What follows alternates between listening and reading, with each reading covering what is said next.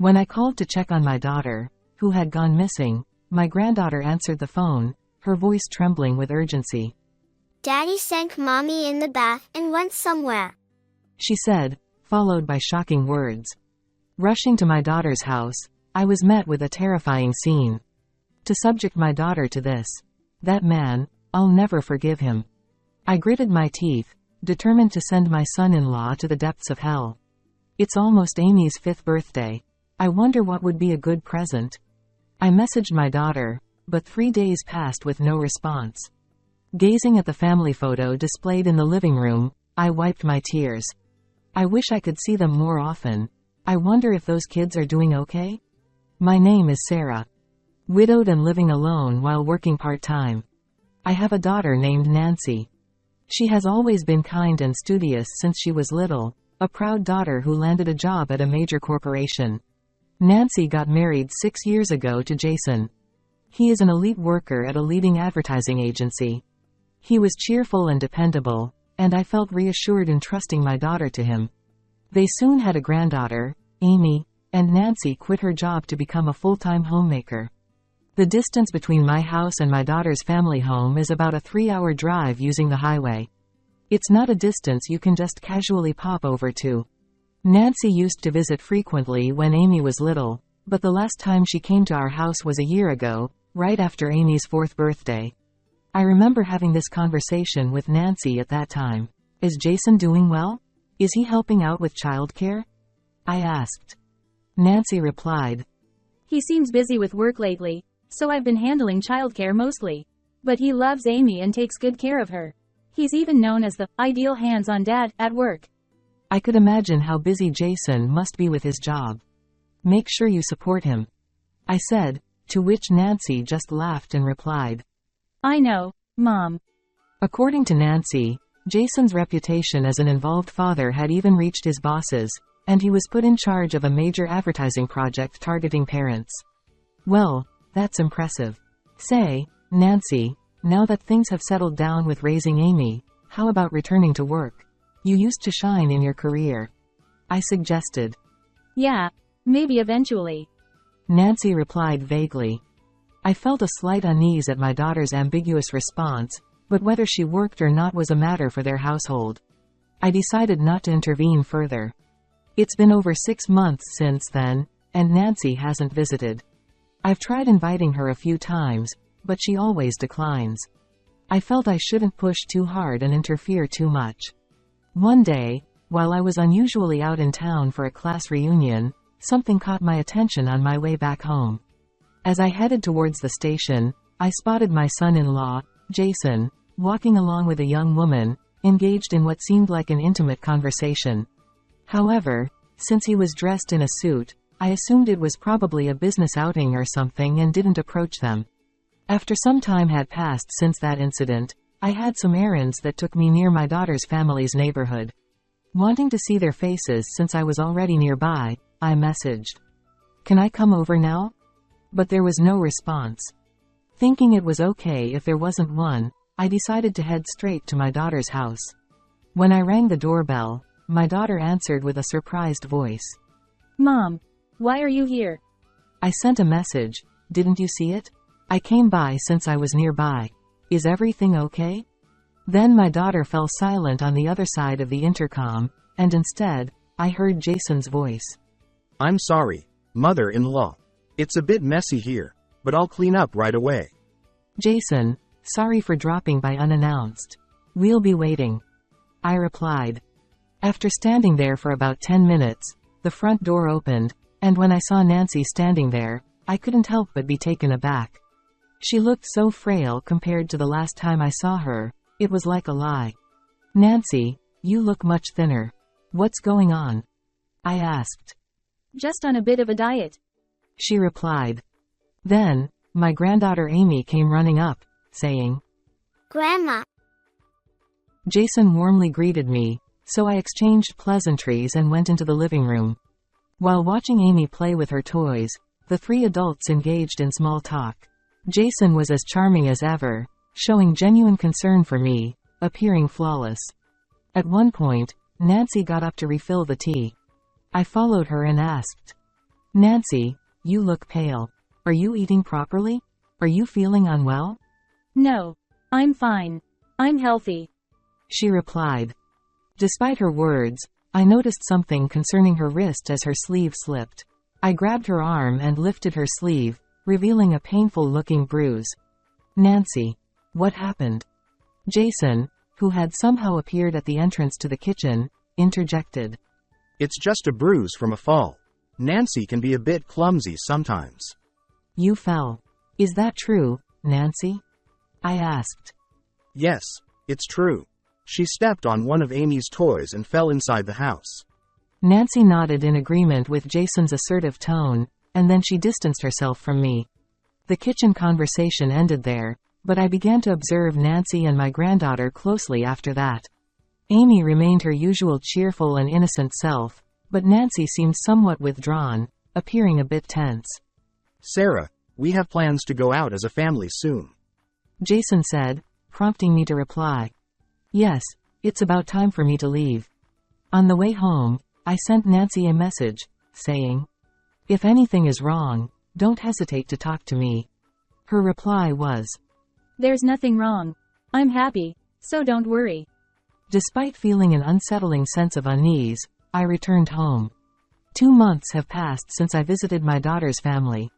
I sent Nancy numerous messages, but received no reply, and she stopped answering my calls. She always responded to messages before. It's strange that the calls aren't going through. Are Nancy and Amy both okay?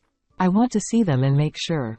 With these thoughts in mind, I decided to visit on a night when they were likely to be home.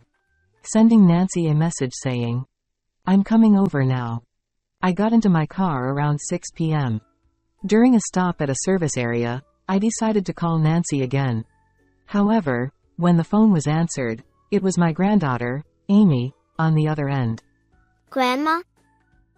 Mommy's turned a strange color and won't move. Those words sent a shiver down my spine, but I tried to remain as calm as possible as I asked my granddaughter.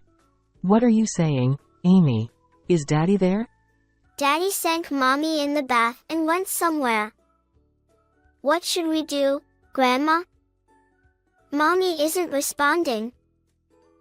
Hearing the urgency in her voice, I realized this was no ordinary situation and hurried to my granddaughter's side. An hour later, upon arriving at my daughter's house, I was speechless. Upon opening the front door, I was met with a horrifying scene.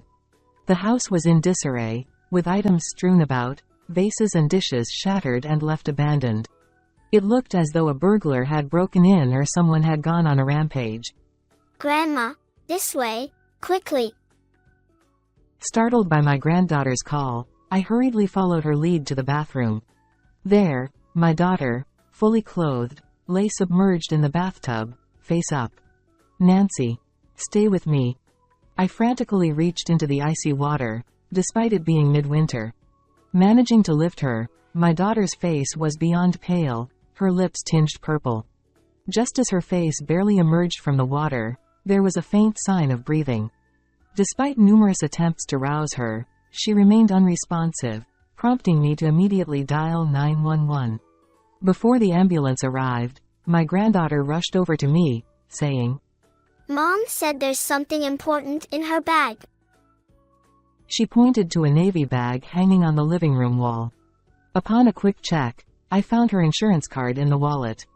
Grabbing the bag, I boarded the ambulance upon its arrival. After arriving at the hospital, Nancy's treatment began immediately, while my granddaughter and I sat on chairs in the hallway. Amy, is it true that Dad submerged Mom in the bathtub? Amy nodded with a pale face. Dad sometimes hits Mom and takes her to the bath. Amy is told to stay in the living room, but it's always scary. I feel sorry for Mom.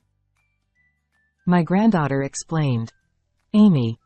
I instinctively hugged her, and she began to sob uncontrollably. Dad said, if you tell anyone, you'll never see Mom again. Amy, because I told Grandma, will I never see Mom again? I don't want that. I continued to comfort my granddaughter, rubbing her back and reassuring her. It's okay, it's okay. Then, the nurse informed me that Nancy had regained consciousness. Nancy, still groggy, weakly turned her gaze towards me. Mom, please look at my navy bag. There. With just those words, she drifted back to sleep. I carefully examined Nancy's bag once again, and to my horror, I found something unimaginable. Trembling, I confirmed what I found, gritting my teeth. To put my daughter through this.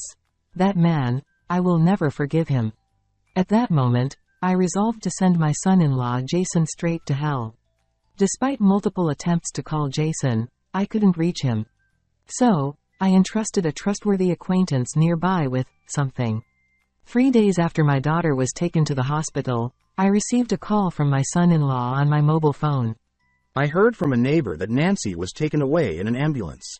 The woman with glasses who was with her. That's Sarah, right? Are you at the hospital now? Please tell me where you are. I didn't disclose the hospital's location but instead instructed Jason to come to a cafe near the station.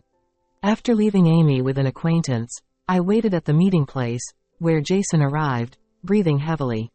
Sarah, I'm sorry. I was away on a business trip, so I'm not sure what's going on. What happened to Nancy? Which hospital is she in? Please tell me quickly. Jason spoke with genuine concern, but I wasn't fooled by his appearance anymore. I heard everything from Amy. You did something terrible to Nancy, submerged her in the bath, and left her, didn't you? How could you do such a thing? Jason murmured.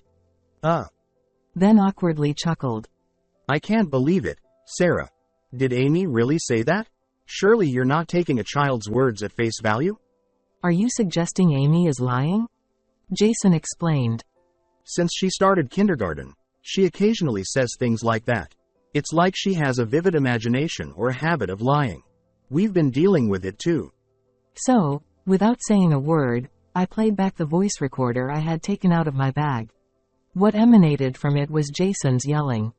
Divorce. That insolent wife of mine. I have to teach you a lesson. I'll discipline you in the bath like usual. His words were unbearable, filled with countless vulgarities. Afterwards, there were sounds of splashing water and Amy crying out recorded on it. As Jason paled, I stared straight at him and stopped the voice recorder. What is this? Jason stammered. Nancy was recording what happened that day. Perhaps she anticipated this, although she probably didn't expect to be taken to the hospital. I remarked. That. She did that. How insolent. Finally showing your true colors. I retorted. Jason wore a frustrated expression, but then quickly adopted a soothing tone. Sarah, this is just a matter between spouses. It was just a heated argument at that time. No need to blow it out of proportion, right? It's also not good for Amy, you know? The evidence doesn't stop here. There's more. With those words, I slammed down on the table the decisive photos of Jason's infidelity.